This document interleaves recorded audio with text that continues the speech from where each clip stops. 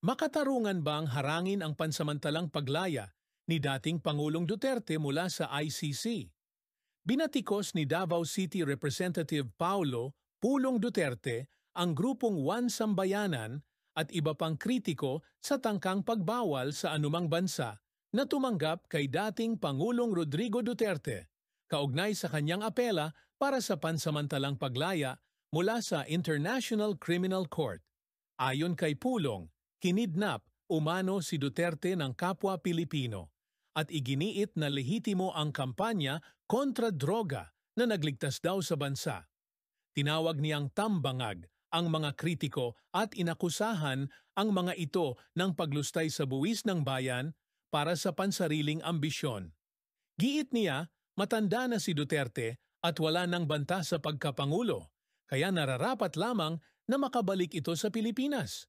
Nanawagan siyang ipagdasal ang dating Pangulo na makauwi na sa bayang kanyang minahal at pinagsilbihan.